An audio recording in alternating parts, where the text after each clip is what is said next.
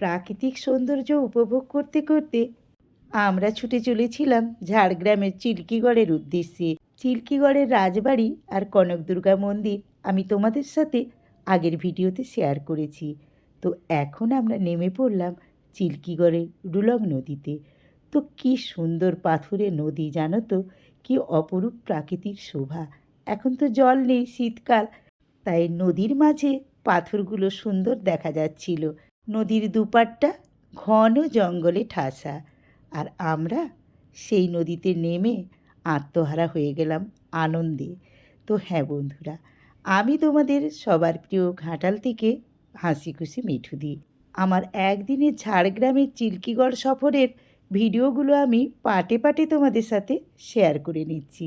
এখন তো ডুলং নদীতে নেমে একটু সবাই মিলে মজা করে নিচ্ছি, আর সেলফি বা ফটো সেটা তো রয়েছে।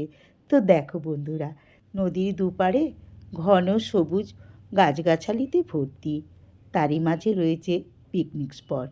যারা পিকনিকের উদ্দেশ্যে এসেছে তারা তো জঙ্গলের মধ্যে রান্নাবান্না চাপিয়ে দিয়েছে, আর আমরা এসেছি বেশ কিছুটা সময় প্রকৃতির সৌন্দর্যে নিজেদেরকে হারিয়ে ফেলবো বলে।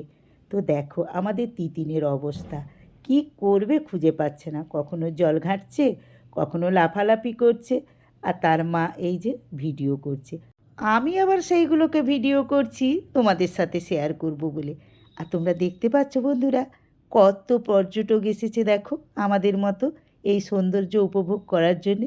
অনেকে জানো তো পাথরের উপর দিয়ে যেতে যেতে না পা পিছলে পড়েও যাচ্ছে। আর বাঁদরের উপদ্রব, সেটা বন্ধুরা বলে বোঝানো যাবে না। কারোর হাতে খাওয়ারের প্যাকেট রাখার জো নেই, ছুট্টে এসে ছিনিয়ে নিচ্ছে। এইদিকে দেখো বন্ধুরা, ছাগলে কেমন নদী পারাপার করছে ওই পাথরের উপর দিয়ে। জানি না বাড়ি থেকে বেরিয়েছে না বাড়ি ফিরছে।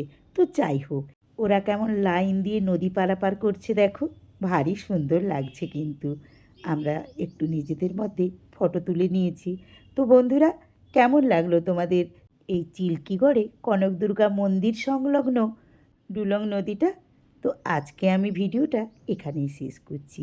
পরের ভিডিওতে আবারও তোমাদের সাথে দেখা হবে, কথা হবে। তোমরা কিন্তু লাইক, শেয়ার, কমেন্ট করতে ভুলো না। আর যেসব নতুন বন্ধুরা আমার এই চ্যানেলের ভিডিওর প্রথম দেখছো, তারা কিন্তু আমার চ্যানেলটাকে সাবস্ক্রাইব করে দিও। সবাই আমার বন্ধু হয়ে যেও। টাটা।